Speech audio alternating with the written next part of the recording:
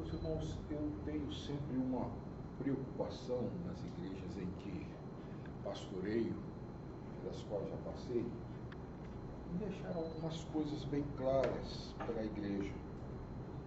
Por exemplo, uma delas é a oração do Senhor. Quase todo ano eu repito, logo no começo do ano, eu faço uma exposição sobre a oração do Senhor. Para mim é uma oração impressionantemente difícil de fazer. Se você prestar atenção só naquela condição, perdoa-nos as nossas dívidas assim como nós perdoamos os nossos devedores, você vai pensar muito antes de fazer. Você está dizendo a Deus que quer ser perdoado por Ele, do mesmo jeito que você perdoa os seus devedores. E ali não tem jeito. Os católicos tentaram suavizar, perdoa as nossas ofensas, como nós perdoamos a quem nos tem ofendido. Não, ali é débito mesmo, débito financeiro. E é fácil de entender porque os judeus viviam perdoando. De 7 em 7 anos tinha o ano sabático. De 49 em 49 anos tinha o ano jubileu, em que se libertava os escravos da terra que você eventualmente tivesse comprado de alguém, voltava para o dono dela. Terra, casa, tudo.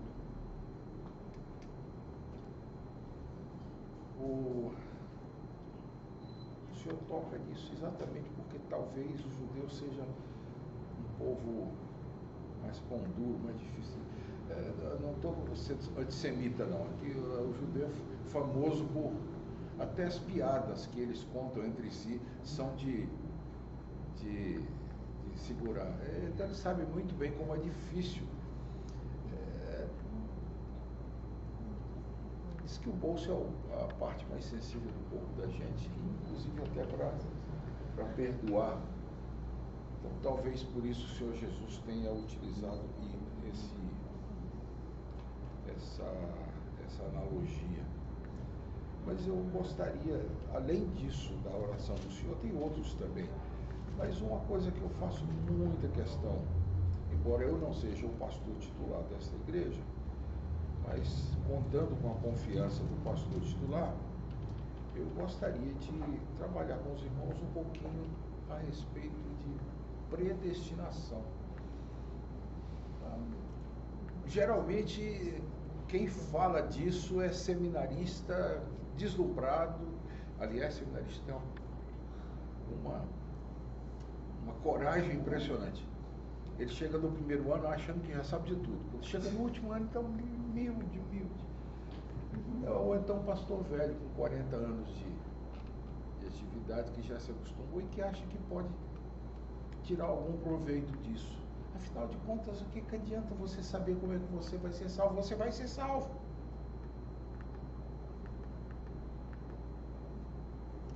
Eles usam uma figura extraordinária. Ele diz o seguinte: eu não preciso ser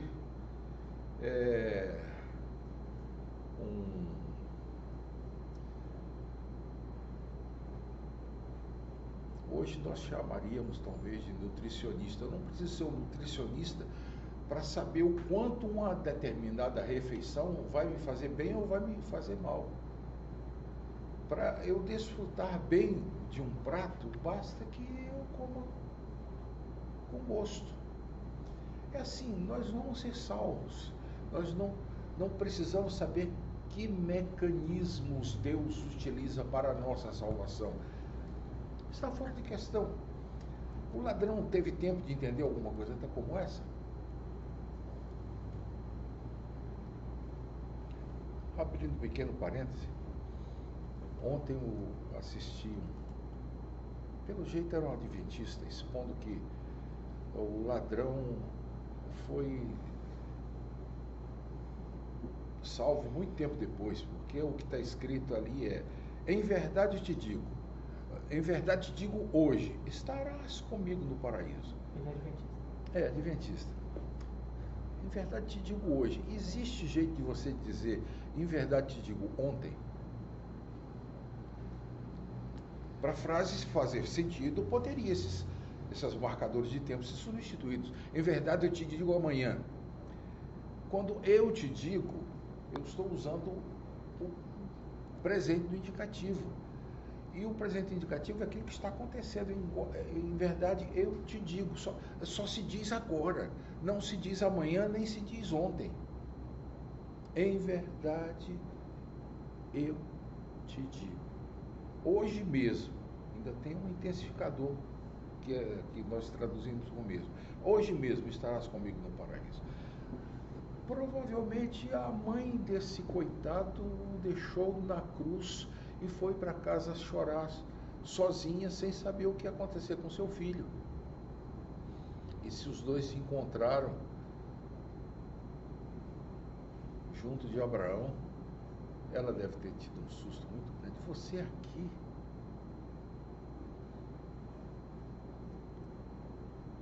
Era a pessoa mais improvável do mundo de ir para o céu, você era um ladrão. E, aliás, a palavra lá usada para ladrão é a pior palavra possível. A pessoa que rouba com a possibilidade de letalidade, de causar morte. Ao passo que é surpreendente também nós sabermos que... eu sei que foi sem querer. Abaixa e eu desliga.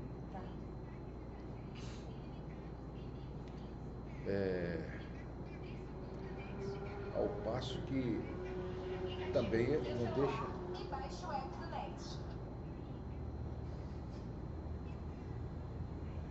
Ao passo que é uma ironia muito grande saber que a única pessoa que nós temos absoluta certeza que está no inferno foi um apóstolo do Senhor e justo tesoureiro.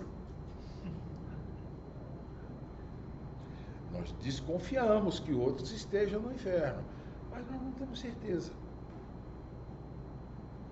Não está escrito na Bíblia que está no inferno. Nós deduzimos pelo que aconteceu na vida.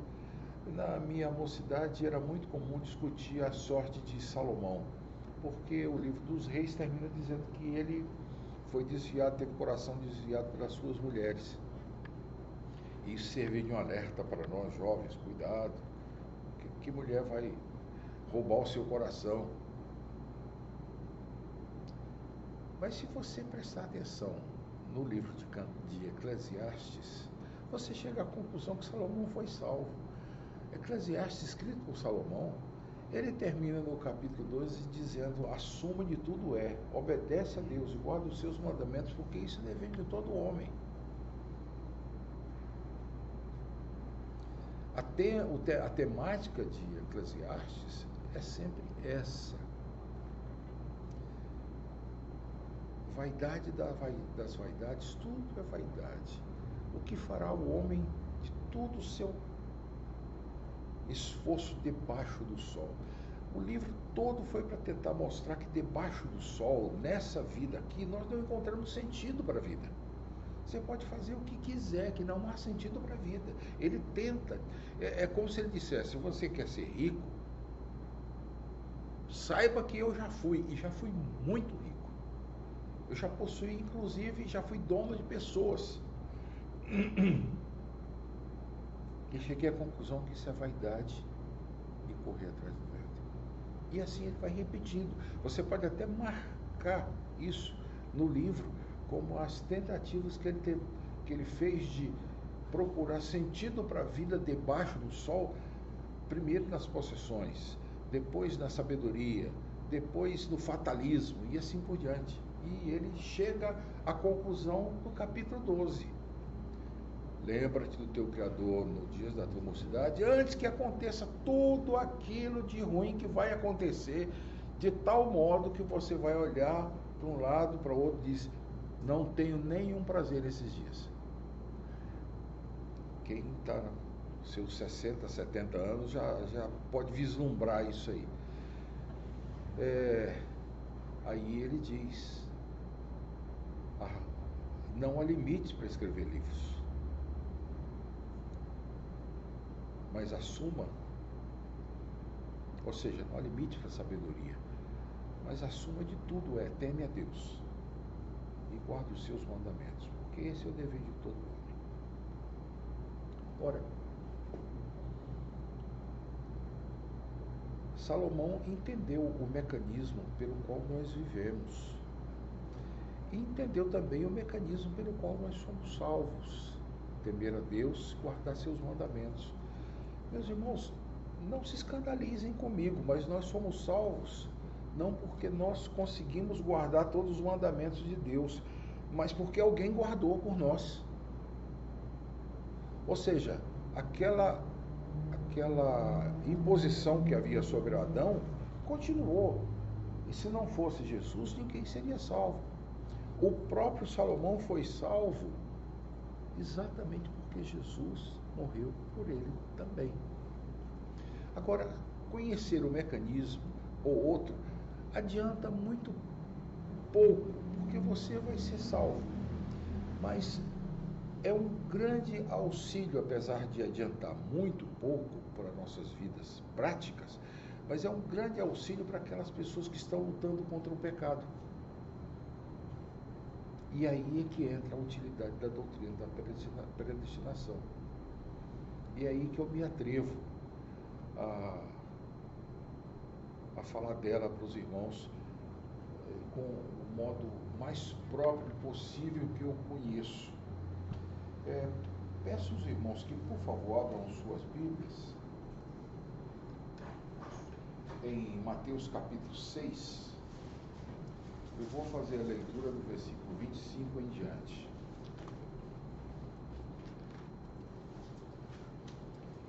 Mateus 6, 25. Por isso vos digo, não andeis ansiosos pela vossa vida, quanto ao que haveis de comer ou beber, nem pelo vosso corpo, quanto ao que haveis de vestir. Não é a vida mais do que o alimento, e o corpo mais do que as vestes? Esse versículo 25, ele vai se refletir no versículo de número 34. Aliás, do 32 em diante.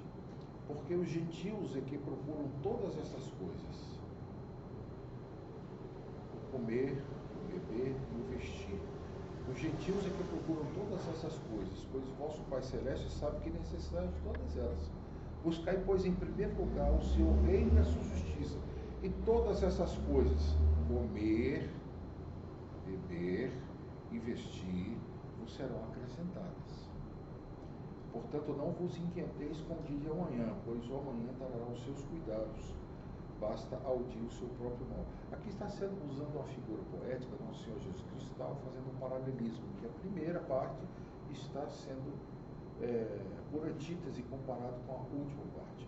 Aí ele passa para a segunda parte. Observai as aves dos céus, não semeiam, nem colhem, nem ajuntam em celeiros, contudo vosso Pai as sustenta. Porventura, não valeis mais do que as aves? Qual de vós, por ansioso que esteja, pode acrescentar um côvado ao curso da sua vida? Côvado era essa distância da mão fechada até o cotovelo. Isso era o côvado. De modo geral, se calcula 50 centímetros, embora não seja 50 centímetros. E por que andais ansiosos quanto ao vestuário? Considerai como crescem os lírios do campo. Eles não trabalham nem fiam. Contudo, vos afirmo que nem Salomão, em toda a sua glória, se vestiu como qualquer deles. Ora, se Deus veste assim a erva do campo, que existe, e amanhã é lançada no forno, quanto mais a vós outros, homens de pequena fé. Porquanto, não vos inquieteis dizendo, que comeremos, que beberemos, ou com que nos vestiremos? Porque os gentios é que procuram todas essas coisas. Ele utiliza duas figuras interessantes, dos pássaros que estão voando, que em outro lugar ele disse, não se vende 2 pardais por 1 arce, e 5 pardais por 2 arces. Asse era uma moedinha muito pequena, não tinha quase valor nenhum. Mas repara, 2 valia um asse, 5 valia 2 asses, ou seja, um pardalzinho já estava de graça, porque o normal seria 4. Um pardalzinho já, ele mostra que não vale nada. Entretanto, vosso Pai os sustenta. Aí depois compara com os lírios e diz que Salomão não conseguiu em toda a sua glória se vestir como um deles. Essa é a maior prova de que Salomão talvez tenha sido o homem mais opulento em termos de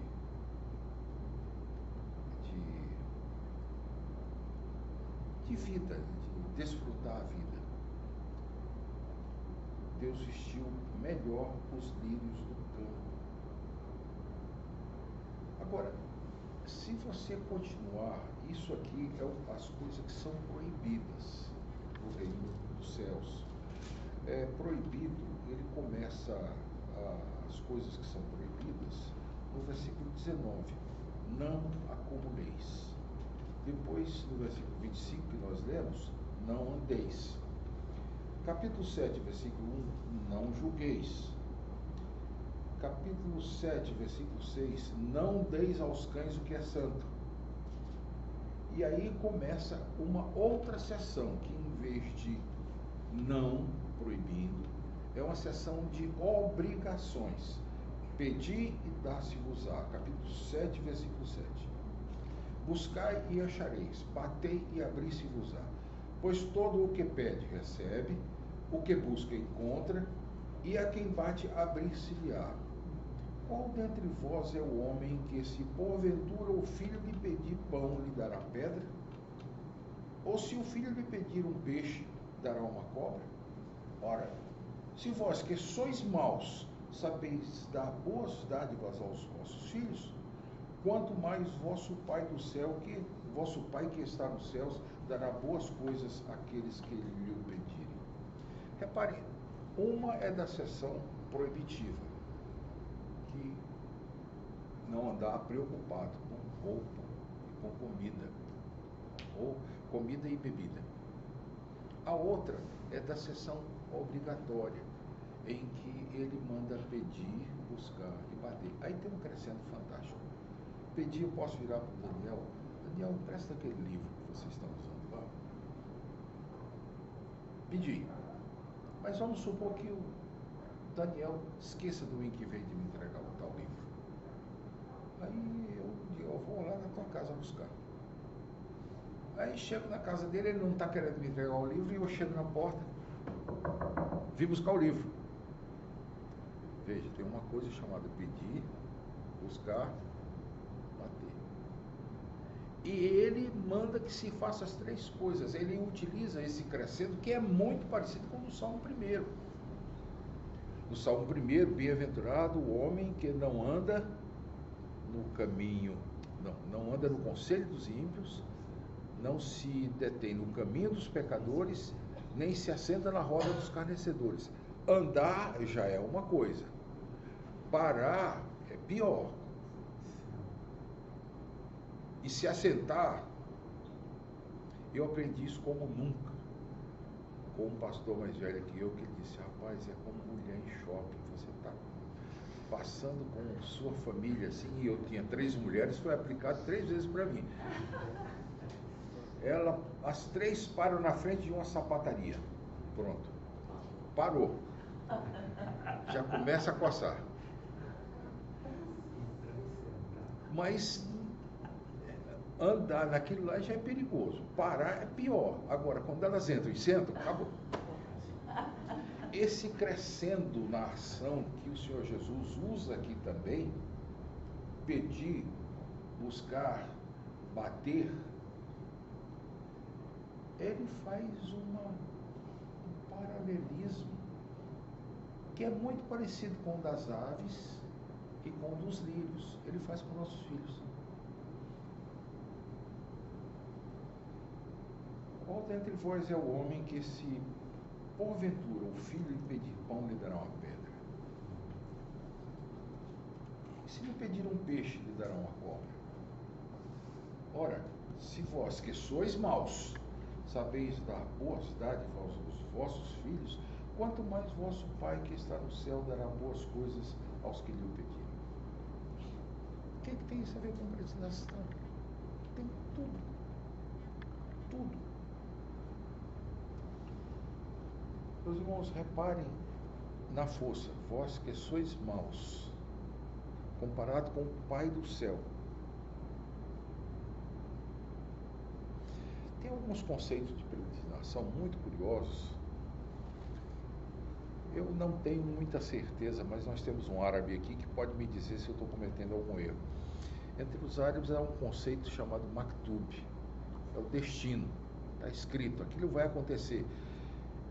Inclusive tem uma historinha muito interessante que um homem foi à cidade e viu claramente a morte na praça. Aí ele pensou, eu vou enganar, e fugiu para uma outra cidade. Quando o sol estava se pondo na outra cidade, ele viu novamente a morte. Se assustou com ela, mas ele viu que na primeira cidade, lembrou que na primeira cidade a morte é que tinha se assustado. Aí chegou perto, por que você se assustou naquela hora? É porque eu lembrei que eu tinha um compromisso com você nessa cidade à noite.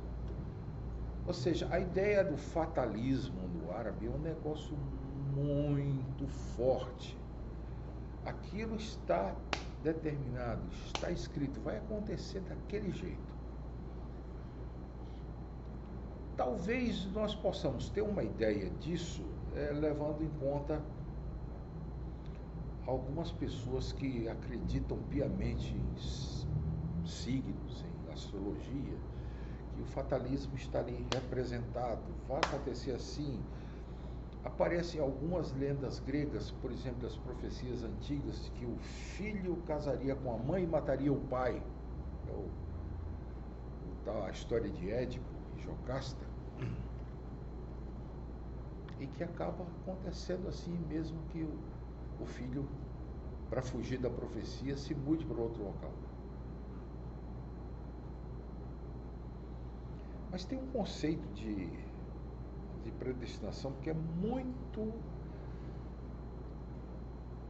talvez seja o mais defendido entre os evangélicos que admitem a palavra predestinação, porque alguns até dizem, não, isso não existe. Alguns evangélicos dizem o seguinte, Deus dá uma espiadinha no futuro do Daniel e vê como é que ele vai se comportar daquele jeito. E chega, volta e escreve que o Daniel vai fazer isso, isso, isso, predestinou. Bem, aí tem dois problemas sérios. Primeiro, se é o Daniel quem determina o que vai acontecer, Deus não predestina coisa nenhuma. Aquilo que ele escreveu. Segunda coisa, vocês já notaram que esse pensamento coloca Deus sujeito ao tempo? É claro que com a possibilidade de olhar o futuro, mas ele vive no tempo presente do Daniel. Ele só tem o poder de ver o futuro, mas ele está sujeito ao tempo também. Deus não está sujeito ao tempo, irmãos. Imagine que você estivesse na guerra da Ucrânia com a Rússia, pilotando um avião caça que acabou de receber um míssil e está caindo. E você dissesse, meu Deus, me salve. Quanto tempo Deus teria para salvar você?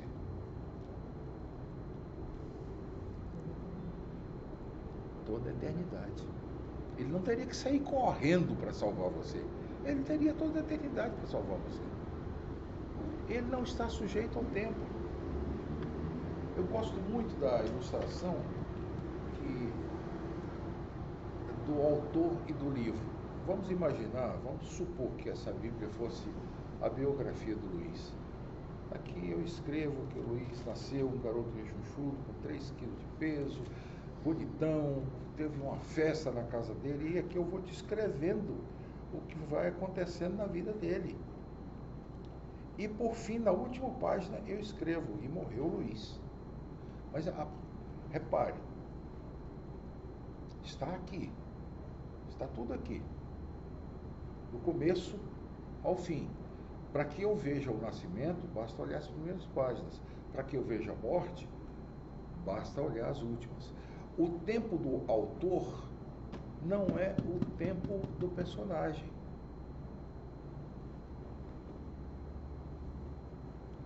O autor tem toda a liberdade, inclusive de mudar o fim.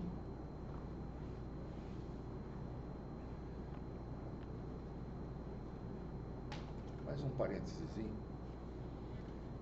Há uns 30 anos atrás, uma senhora me perguntou que profeta viveu no tempo de determinado rei de Judá. E eu fui lá verificar. E achei difícil de conciliar tudo aquilo para saber. A lista dos reis e dos profetas, elas não são exatamente iguais em crônicas e em reis. Varia um pouco, tem algumas discrepâncias que são, muitas vezes são entendidas porque um começa marcando o início do reinado com base no reinado do outro, do norte ou do sul. Um faz referência ao outro. E essa referência circular muitas vezes deixa confuso. Mas na época eu estava com vontade enorme também de entender isso, porque eu tinha visto algumas coisas curiosas na vida de Ezequias. Ezequias, pela Bíblia, ele foi um rei que, quando os assírios cercaram Jerusalém, ele teve que raspar o ouro das portas para pagar o resgate aos assírios. E alguns anos depois, vem os representantes de Nabucodonosor, não posso fazer muitos parênteses, não. Veio um representante de Nabucodonosor e ele mostra todo o tesouro. Isaías dá uma bronca nele enorme, porque ele fez um negócio desse. Eles iam cobiçar o tesouro. Onde que ele arranjou tanto dinheiro? De uma hora para outra. Se rapou ao ouro da porta dos templos, depois ele tem tanto dinheiro assim que cobiça, desperta a cobiça da Babilônia. Segunda coisa, Ezequias é aquele da pasta de figo na úlcera. Ao problema da sombra que volta no relógio de Acás. Há também outro problema sério.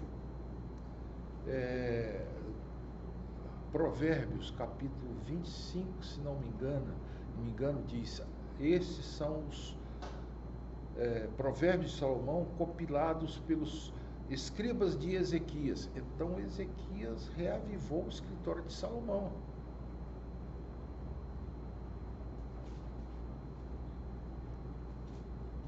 Tinha escribas a seu. A gente sabe que Salomão tinha muitos escribas. Pelo contexto do livro de Provérbios, de Eclesiastes, Salomão tinha um escriba especialista em botânica, outro em meteorologia, outro em geografia. Ele se valia de tudo isso. Ele tinha todo o conhecimento, mas ele coordenava um escritório muito grande que anotava aquelas coisas todas. Aí eu caí na besteira de tentar explicar, conciliar essas 4 informações sobre Ezequias.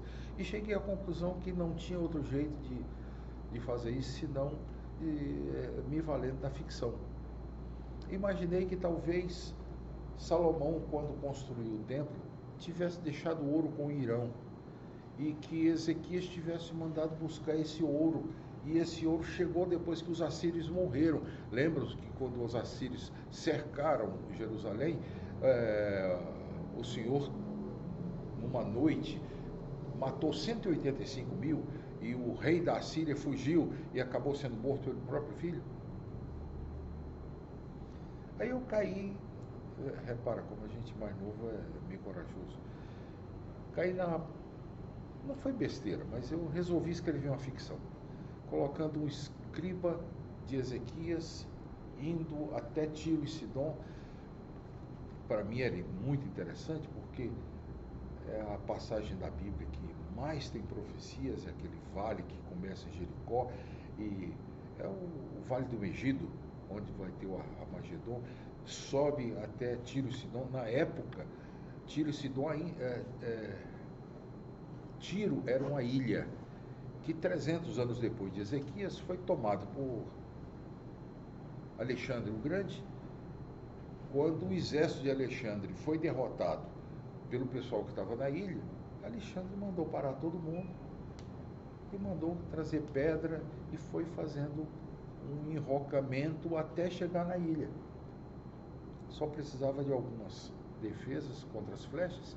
Chegou na ilha, soldados avançaram, destruíram tudo, acabaram. Era uma ilha extremamente rica e cheia de palácios, porque era um entreposto entre a Fenícia e Cartago, na África. A parte mais profunda dela dava para o alto mar, a parte mais rasa dava para a praia de Sidom. Hoje, se você procurar no mapa, você vai ver uma península lá. Essa península foi feita por Alexandre, oficial. Mas o que eu estou contando isso é o seguinte: no decorrer da viagem, é certo que eu queria tocar em assuntos que aconteceram naquele lugar. Por exemplo, a guerra na qual Baraque lutou com Débora, aconteceu lá. Era excelente falar disso. Mas eu cheguei à conclusão que, como escritor, e um escritor que sabia, em literatura se chama isso, um escritor onisciente, que sabe do que está passando na cabeça dos personagens, não ficava muito bem eu ficar interferindo. Então eu voltei atrás e reescrevi tudo, colocando um garoto de 12, 13 anos que estava se preparando para o Bar Mitzvah, que ia fazer perguntas. Ele ia fazer as perguntas que eu queria.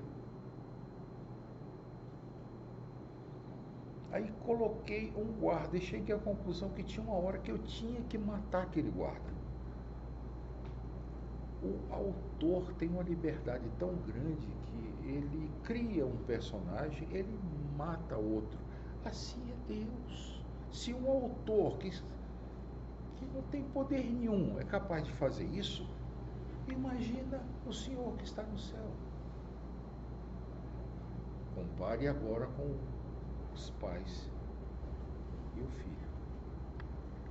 Nasce uma criança, você pai pega ele nos braços e diz: vou fazer de você alguém na vida.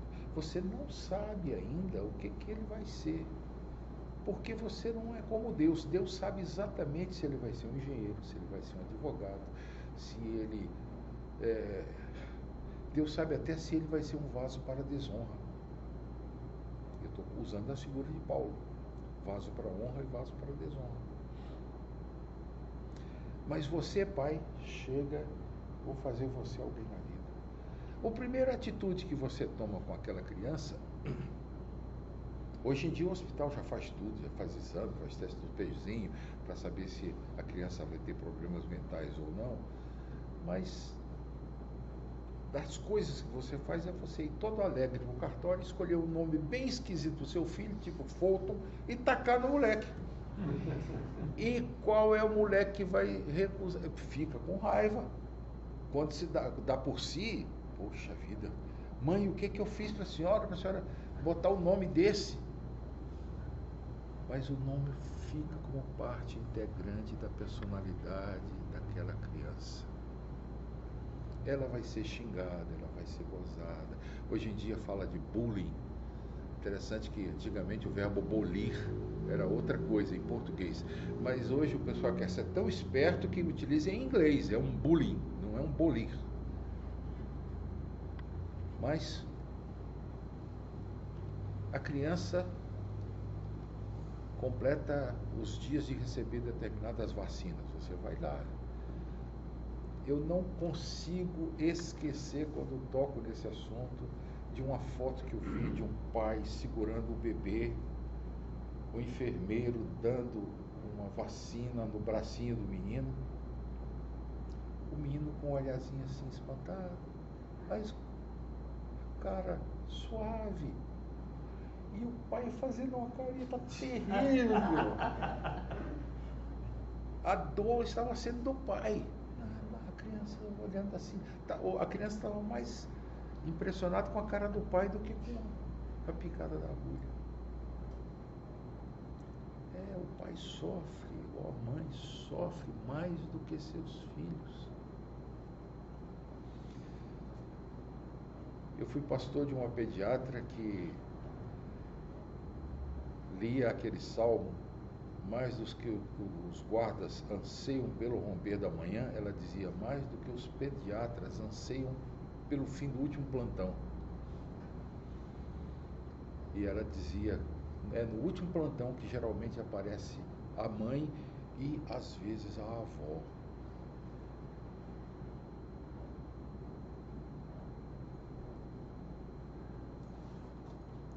Sabe, meus irmãos, o pai não sabe o que aquele filho vai ser, mas vai ser alguma coisa, porque quando chegar na hora da escola, vai pôr lá. Vai corrigir as lições dele em casa, vai brigar com o professor se vê se que o professor está ensinando coisa errada para o filho, vai procurar uma escola melhor. O pai vai dar um jeito de ganhar mais dinheiro ou de economizar mais coisas para investir naquele filho. E na minha época, em que se criava um filho comprando alguns calções, chinela havaiana e camisetinha, hoje alguns economistas dizem que você vai, até a universidade, você vai gastar quase R$1 milhão com seu filho, se você quiser ensino de qualidade para ele.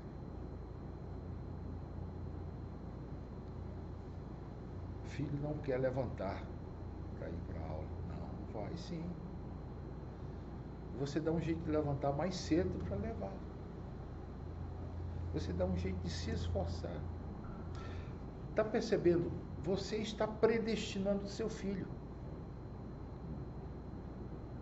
Nas medidas que você pode predestinar. Não é que está escrito cumpra-se. Não é que você pôs nas estrelas cumpra-se. Não é que você deu uma olhada no futuro do seu filho, vou fazer aquilo. Não, é que você pega o meu leque pela mão. Vamos, está na hora. A garantia da predestinação de alguém está no Pai. No caso, no Pai que está nos céus. Predestinação não é uma coisa, um decreto que ele escreve e vai cumprir-se. Não. Predestinação é Deus envolvido com a pessoa, levando a pessoa pelo vale da sombra da morte, com a vara, com o cajado, preparando uma mesa para ele quando for necessário, mas conduzindo até o final.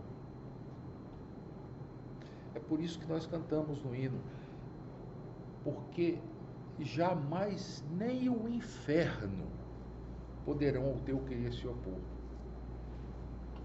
Se nós predestinamos nossos filhos dentro de determinados limites, Deus predestina absolutamente, de tal forma que todas as coisas, até as ruins, acabam cooperando para o bem daqueles filhos que amam o Pai. A doutrina da predestinação é uma das doutrinas mais confortáveis para o crente. Aí você diz, não, mas a pessoa pode então cruzar os braços, estou predestinado, eu faço qualquer coisa. Não. Esse aí não está. Porque quando a pessoa pensa nisso, que ele está sendo arrastado pelo Pai, pelo vale da sombra da morte, por entre lobos, e atrás dele, bondade e misericórdia vão seguindo ele toda hora, e ele está sendo levado pelo Pai, ele não se contenta. No mínimo, ele cai de joelhos e diz, Senhor, não mereço tanto. Ele vai se esforçar para viver como o Pai quer que ele viva. Meus irmãos, poucas doutrinas são tão claras na Bíblia. Vou dar um exemplo muito simples. Quando Adão pecou, Adão buscou a Deus ou Deus buscou Adão?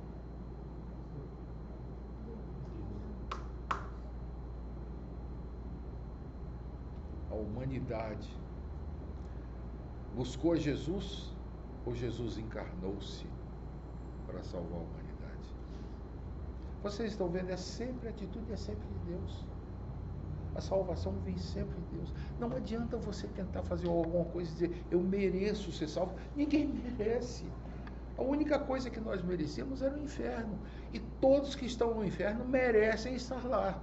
Agora, nenhum, exceto Jesus, que está no céu, merece estar lá. Todos os que estão nos céus mereciam estar em outro lugar.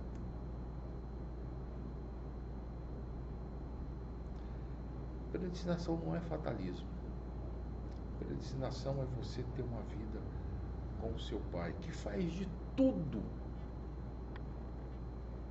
Nós, como pais, fazemos de tudo para que nossos filhos consigam aquilo que nós desejamos para eles. Imagina o nosso Pai eterno. 5 minutos antes de terminar, 10 minutos antes de terminar, eu não sei se vocês viram isso, mas é consequência da doutrina da predestinação, embora não esteja diretamente afeto a ela, mas é conexo. Nós estamos vivendo um exemplo fantástico do que é a ação de Deus. Nós tivemos um deputado que não podia de forma alguma ser cassado ou processado, muito menos preso, mas foi. E nós vimos o presidente do nosso país conceder-lhe um negócio chamado indulto ou graça. Não deu para você desconfiar do nome, não? Será que se inspira em quê? Veja, o deputado não era grande coisa. O deputado trouxe muitos problemas para o presidente. Não era grande coisa porque até seus pares não se importaram muito com a prisão dele. Era um trapalhão. Entretanto, o presidente decidiu perdoá-lo. Com base em quê? Nos méritos dele? Aí você diz, mas o presidente gosta dele. É isso que acontece conosco, Deus gosta de nós. Não sei por quê. Porque o único local que eu deveria estar era no inferno. Mas Deus gosta tanto de mim que me salvou. E é interessante que é a pessoa que mais me conhece.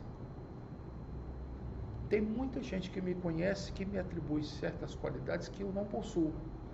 Mas Deus sabe o quão miserável eu sou. E apesar disso me ama.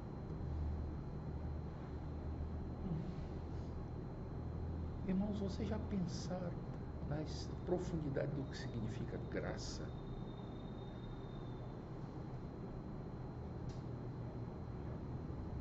Graça.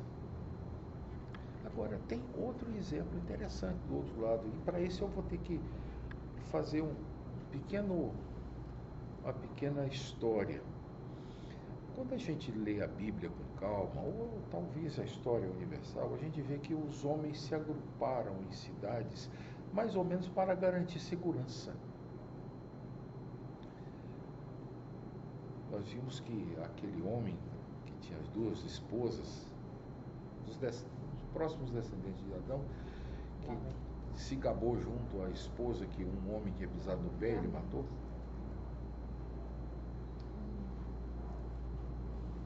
Ali tem o começo da violência como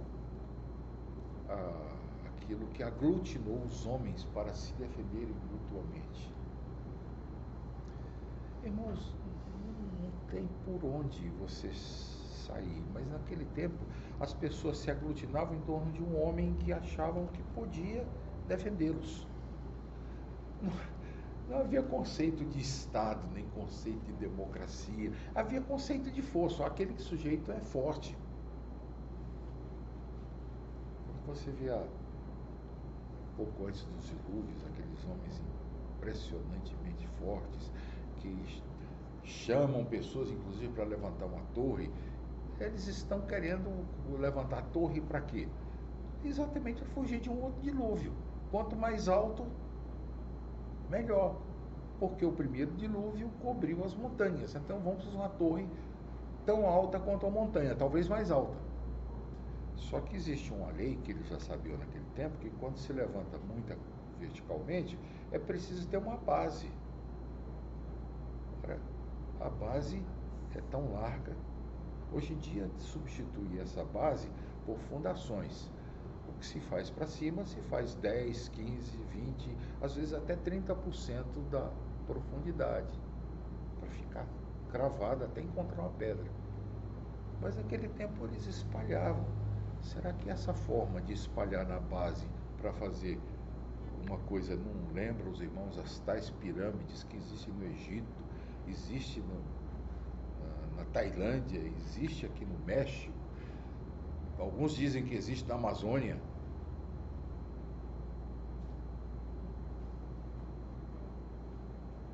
O que eu queria dizer é o seguinte, que esses homens fortes, que conseguiam inclusive fazer obras fenomenais no passado, e inspirar o governo de tantos, esses homens, eles reuniam em si o poder que hoje, na modernidade, nós dividimos. Hoje em dia nós dizemos, quem faz lei não pode julgar, nem pode executar as leis. Quem julga não pode fazer lei. No Brasil está sendo meio diferente, né? Mas quem julga não pode fazer lei, nem pode executar. Quem executa não pode fazer a lei, nem julgar. São três poderes completamente distintos. Irmãos, prestem muita atenção, por favor. Talvez exatamente para fugir do aspecto principal da autoridade que Deus deu ao homem, as democracias modernas pulverizaram a força do governo exatamente para que a imagem de Deus não fosse refletida. Quando você vê um homem que, como dizia Luís XIV, o Estado sou eu, que ele não só fazia leis, como ele julgava e como ele executava as leis,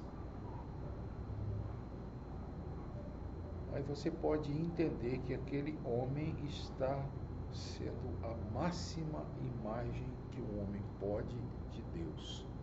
É claro que é uma imagem deturpada, mas porque Deus legisla, Deus julga e Deus executa. Ora, é exatamente isso que o inimigo das nossas almas tenta fazer. O diabo tenta inspirar leis dos homens.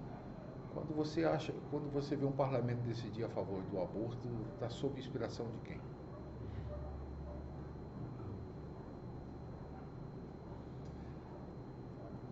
O diabo inspira também os julgadores, de tal forma que a balança vai para um lado ou para outro. E o diabo também, nos dias de hoje, inspira os executores, em que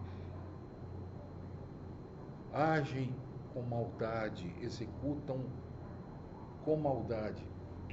Meus irmãos, eu nunca vi uma peça tão bem elaborada que descreva o poderio satânico por trás do governo quanto as Cracolândias de São Paulo. Quem está lá a pretexto de respeitar o desejo dele não sofre nenhuma legislação, não sofre nenhum juízo e ninguém pode levá-lo contra a vontade. E ele fica lá se transformando num verdadeiro animal.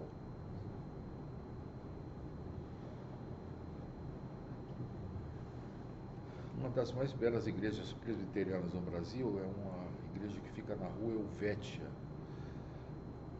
Antes aquele bairro era o bairro do Governador, os Campos Elíseos. Hoje é o bairro da Cracolândia.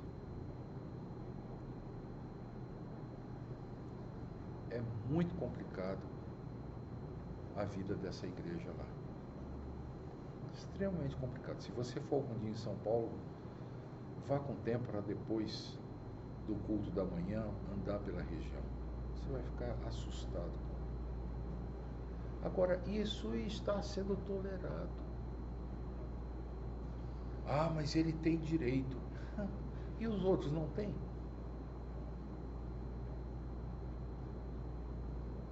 É só ele que tem direito? Não, ele é o mais fraco. Será? Meus irmãos, vocês já notaram que numa família grande, o filho que se faz de doido é o filho que tem mais poder dentro da família? Ele enrola a mãe, enrola o pai, enrola os irmãos. Hoje em dia é difícil de uma família grande, mas antigamente tinha família de 12 irmãos, às vezes mais do que isso. O maior poder estava exatamente naquele que sabia enrolar os outros. Agora, o que isso tem a ver com a graça e com a predestinação?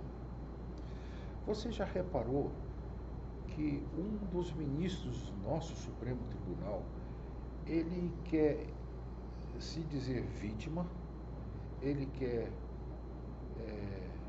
julgar, ele quer prender e ele quer executar. Ora, isso é prerrogativa primária de Deus, que é o único que pode fazer isso. Segundo, do diabo, que usurpa tudo que Deus tenta fazer, o diabo tenta imitar. Quando um juiz faz um negócio desse, é porque a justiça já foi para o beleléu há muito tempo. E se você quiser ter uma ideia do que é a desgraça em oposição à graça, veja o que acontece. Examine o que está acontecendo. Irmãos, eu não tenho a menor dúvida. Quando me disseram que alguém disse que a nossa luta não é direita contra a esquerda, é o bem contra o mal, está absolutamente certo. Nós estamos enfrentando trevas, nós estamos enfrentando o nosso inimigo. Eles não têm pejo de mentir. E se alguém os chama de mentirosos, eles dizem, não, estão fazendo bullying.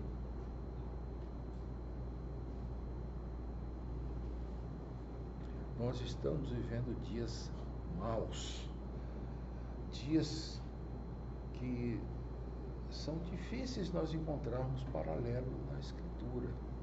Talvez dias parecidos com os dias da rainha Atalia, em que tentou acabar com a linhagem de Davi e sobrou um só porque uma mulher, esposa de um sacerdote, escondeu uma criança nos porões do templo. Quando a criança fez 12 anos, proclamaram a criança rei e alguém matou a Atalia.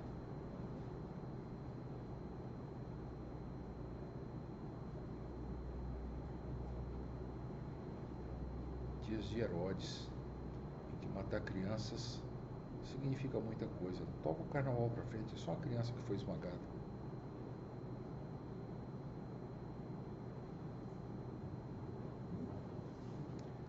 Meus irmãos, esses exemplos estão acontecendo na nossa frente.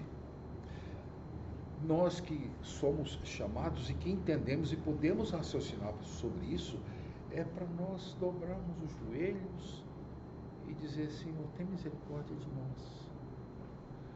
Mas o mundo está ficando sem... Deus está deixando o mundo sem saída. Isso tudo está testemunhando o que é a graça de Deus, o que é a desgraça do diabo. E não adianta você dizer que eu estou defendendo lá. Não estou. Eu estou tentando mostrar como é que as coisas acontecem, o que está por trás dos acontecimentos.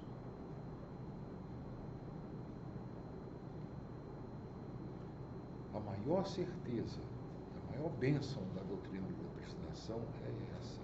Nós somos mais do que vencedores, porque nós podemos estar sujeitos a esse tipo de coisa. eu pedi a ele para não soltar essa gravação no ar, porque muitas vezes a gente até perde as medidas. Eu vou assistir com calma depois, aí depois colocar no ar. Porque pode ser que amanhã de manhã tenha um carro da Polícia Federal na porta de casa lá, às 6 horas da manhã. Afinal de contas, eu estou dizendo que o ministro é um exemplo muito próprio de Satanás. E é sim. Mas pensando bem, pode ser até agora, né, ser preso por causa do nome de Jesus Cristo, entra na lista de João Batista, dos profetas, né, sem ter feito nada, simplesmente dito isso. Sabe, meus irmãos,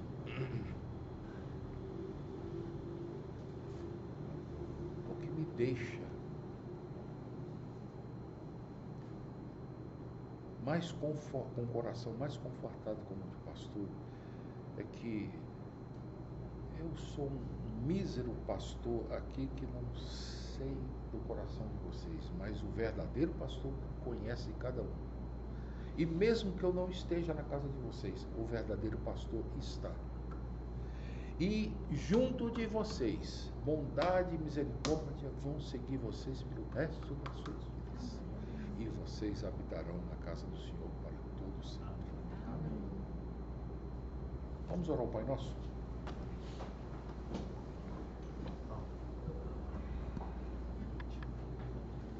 Pai nosso que estás nos céus, santificado seja o teu nome.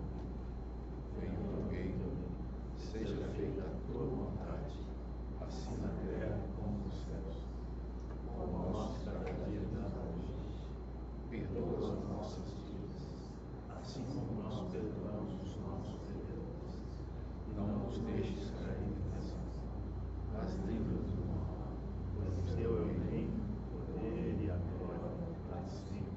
Amém. Queridos irmãos, que a graça do Senhor Jesus, o amor de Deus, nosso Pai, e a comunhão do Espírito Santo estejam sobre todos nós e sobre todo o povo de Deus, hoje e sempre.